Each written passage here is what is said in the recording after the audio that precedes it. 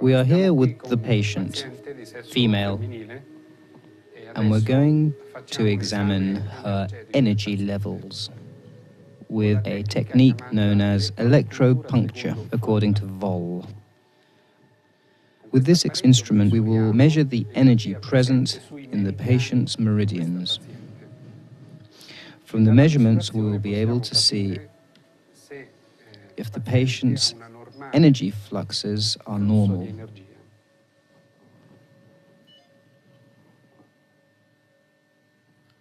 This point indicates the lymphatic system.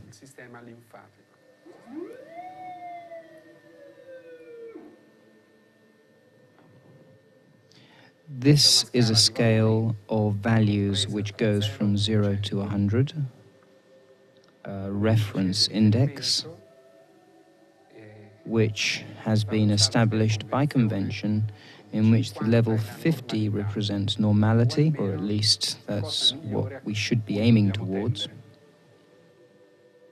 If the values are higher than 50, they indicate an inflammatory reaction. If the values are lower than 50, they indicate degenerative phenomena. In short, if the white line appears, the meridian presents some anomaly. There is something wrong. This is the meridian of the lungs. This is the meridian of the large intestine. This is the nervous system, the circulation. These are the patient's allergic processes. This, the cellular metabolism, indicates the presence of degenerative layers of cells. It's very important. This is the endocrine system, very important for a woman. The heart and the small intestine. We will now repeat what we have done on the right hand to the left hand. Why are we doing this? Because our organs are evenly matched.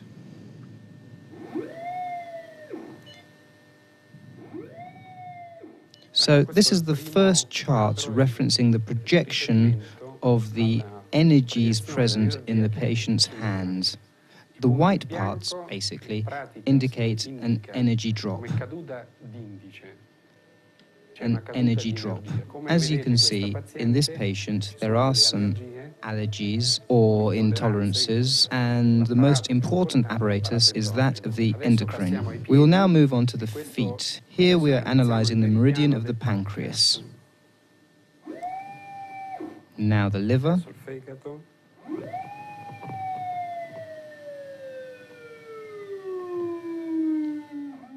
Here it's dropping a lot.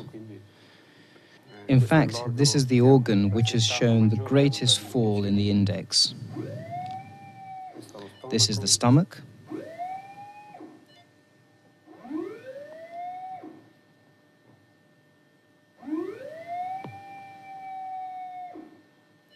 The skin.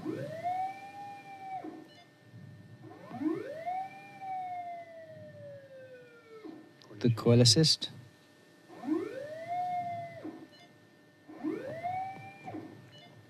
Now the other foot.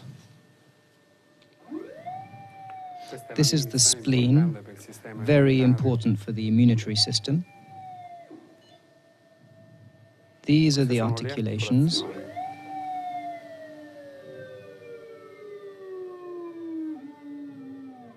The articulations are in a mess. The stomach. This is the patient's overall chart. So we have completed it.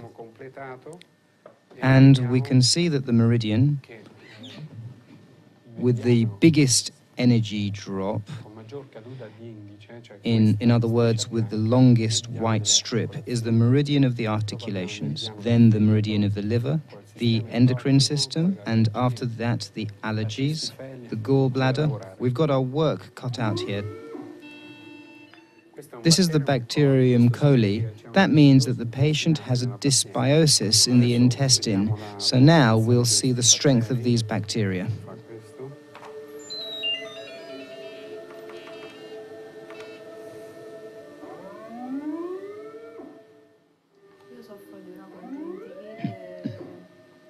Well, with these Coxsackie, it's very probable. This is the same virus you have inside, so the virus you have in your articulations is also present in the eye. The patient has a number of problems. We have taken 2 of these problems. As far as the conjunctivitis is concerned, we have found a virus of the Coxsackie group A3, and the same virus is present in the articulations and is causing an inflammation and a pain in the joints. In the intestine, we have seen the presence in excessive quantities of the bacterium coli, so the patient will have to suspend the consumption of milk and dairy products and undergo treatment which I will give her later. So now I've been asked to conduct this test again, while the patient holds this photograph in her hand. Facendo tenere in mano questa foto.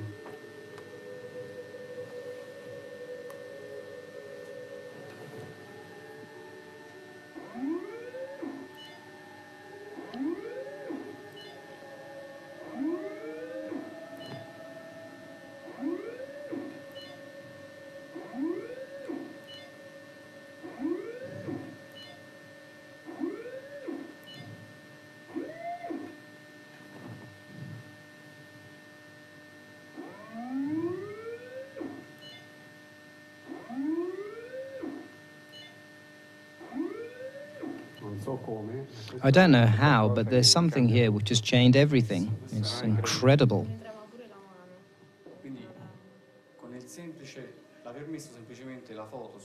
Good gracious. Change it over. Change it over to the right side of the body.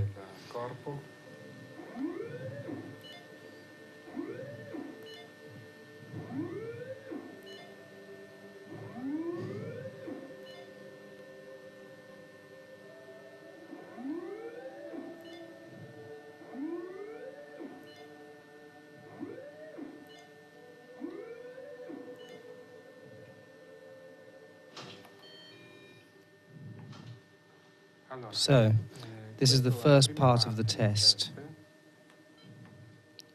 Yes, it really is incredible. I don't know what's happening, but it would take 6 months of treatment to get to this stage.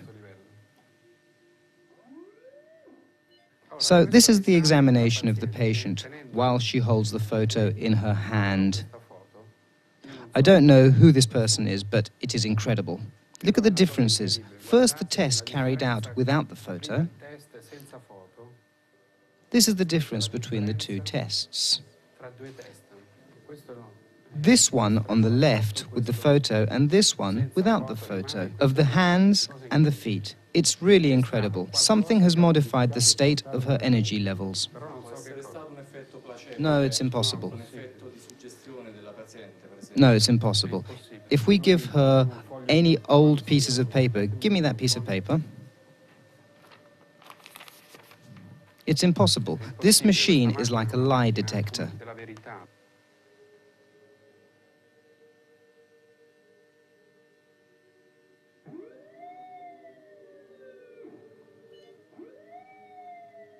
It's really incredible. I mean, in theory, by carrying this photo about on her person, her regulating systems are regularized automatically, without medication. I've never seen it before. I've seen all sorts of things. I could show you a lot of things, but I have never seen a phenomenon of this kind. Basically, it has the same effect as constitutional in homeopathy. If we administer a constitutional, it gives the same effect, but comes from a medication, from a plant or a mineral, from a vegetable, but from a photo, that's incredible. Look at the effect. It's really clear-cut. We can take anything else, nothing else changes. I don't know what's this photo's got, but the patient touches a piece of paper of any kind, of any thickness, size or color, nothing happens. She just goes back to being as ill as she was before. We can try some other things. This is no placebo effect, don't worry.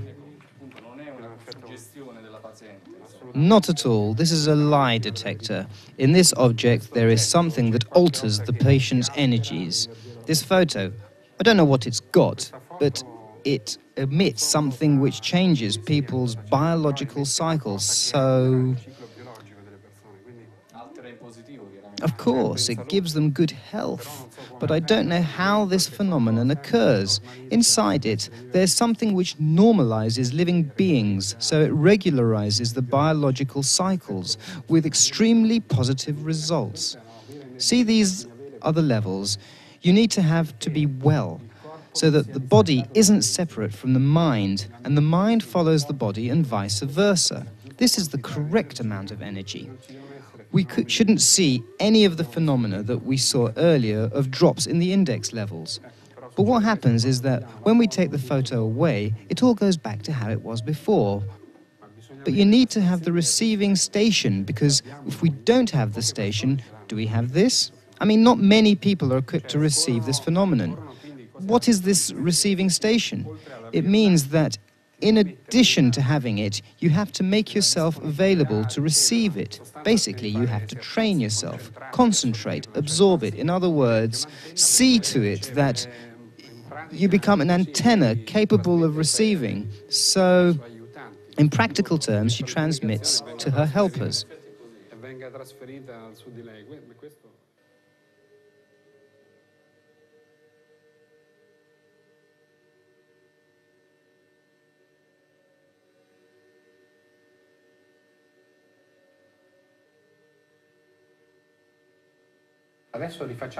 Now we're redoing the test after that, after the treatment.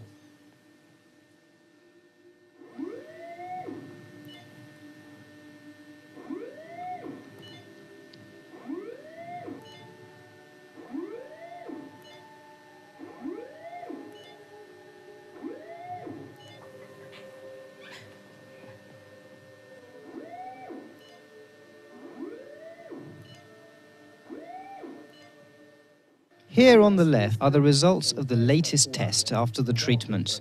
This is before the treatment. These are the hands. So these are the hands after the treatment. And here the hands before the treatment. Now for the values. See, this is the original test with her disease. Let's see now if we can find any trace of these bacteria. Nothing. There's no trace.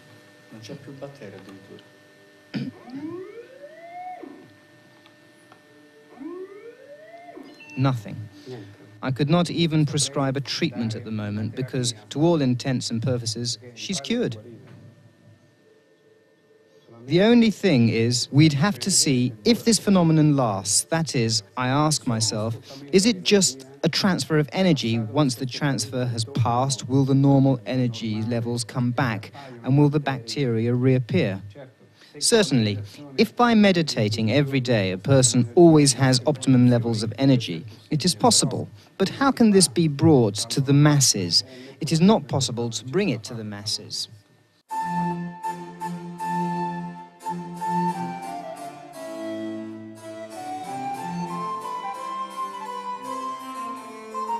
For centuries, scientists believed that they themselves could dominate nature and its laws.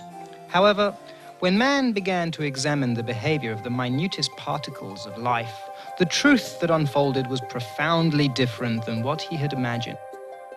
God was no longer a distant and imagined entity for scientists, a hypothetical, primordial cause, but the beginning of respect and understanding for a higher entity whose mysteries were continuously revealed through the immutable and complex laws of nature.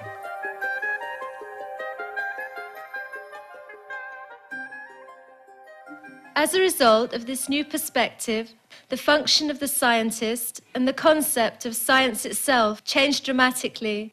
Natural science had to go beyond simply describing and explaining nature from an eyewitness point of view.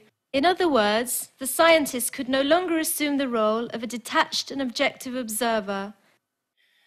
On the contrary, when one is in the Tao, one feels a total state of dissolution, in which there is no distinction between the mind and the body, between the subject and object. He looks around and acknowledges that every object is connected with every other object, not only in terms of time, but also in space. He enters into a dimension of pure experience, and there is no space without time and no time without space. He becomes part and parcel of the whole. Einstein's theory of relativity forced us to substantially change our concept of matter. Mass is no longer indestructible, but can be transformed into energy. This has been revealed as we have come to note the continuous coalition of subatomic particles. Therefore, the existence of matter and its activity cannot be separated from each other.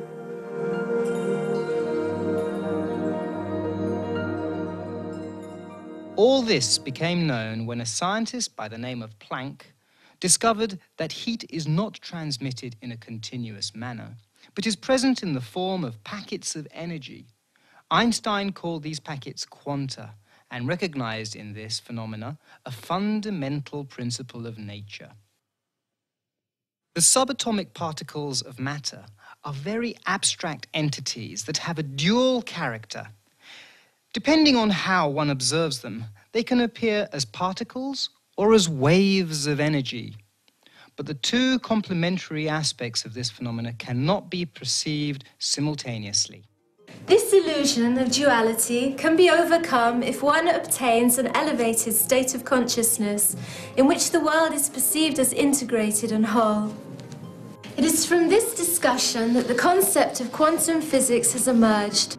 To explain further, these particles are condensed points in the quantized field, concentrated spheres of energy that come and go, and subsequently lose their individual characteristics and dissolve into the quantized field.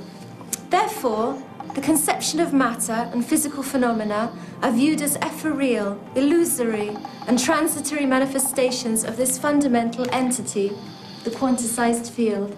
When the tau condenses, it manifests itself in the world of form. When it rarefies, it becomes invisible and formless. During this process of condensation, one can say that this is a permanent state? Or when the matter is rarefied and becomes formless, can we say that it no longer exists? Looking at this concept from a spiritual point of view, we can say that the divine principle manifests in a form and then becomes formless.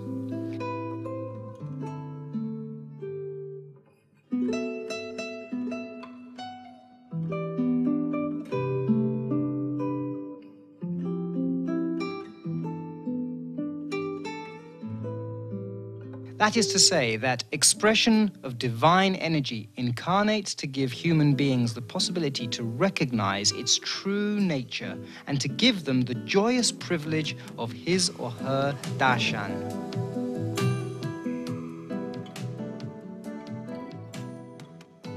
Atoms and particles participate in a continuous process of creation and annihilation, just as quanta of light are released in order to illuminate mankind.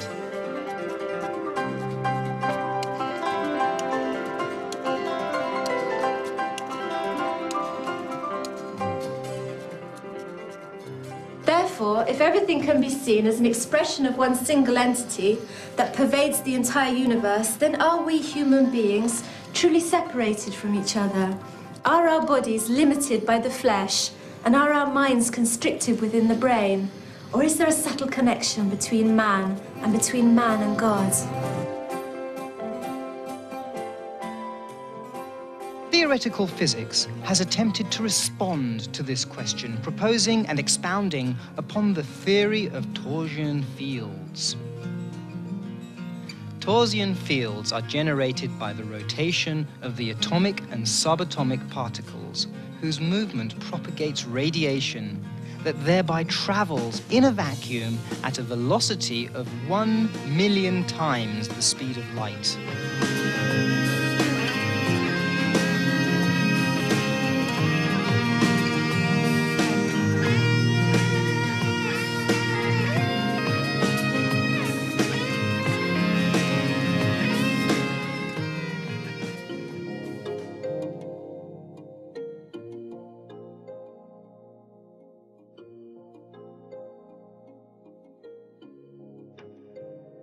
Torsion area represents the vital energy that regulates evolution. Today, advanced Russian physicists have demonstrated that Shrimati Nimaladevi herself can be considered the source of this torsion field.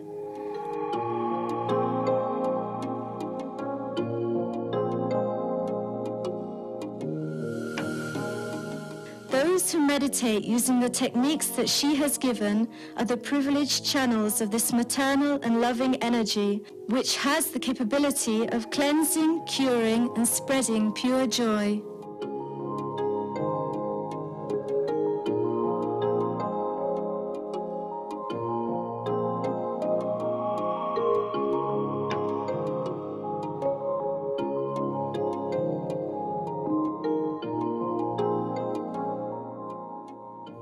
A new awareness is established and a new race of man created. Men of God, men of Tao. And these men do not communicate with their tongues, but with vibrations.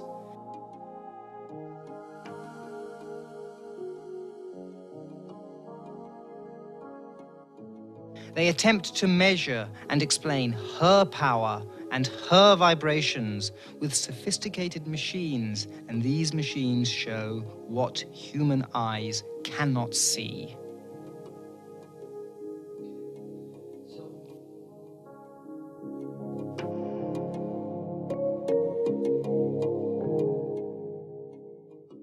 So now I've been asked to conduct this test again, while the patient holds this photograph in her hand.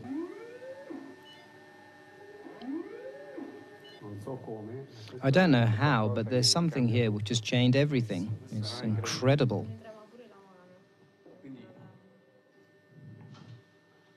So, this is the first part of the test.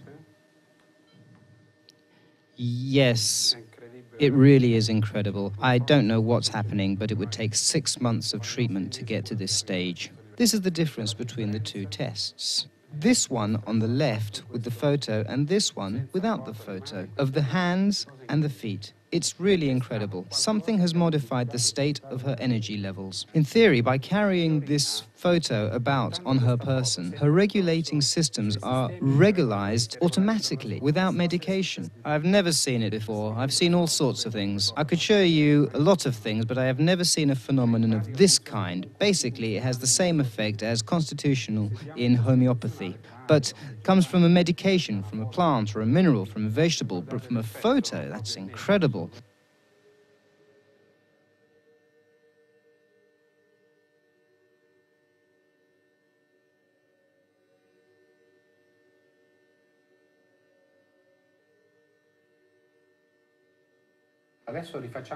Now we're redoing the test after that, after the treatment.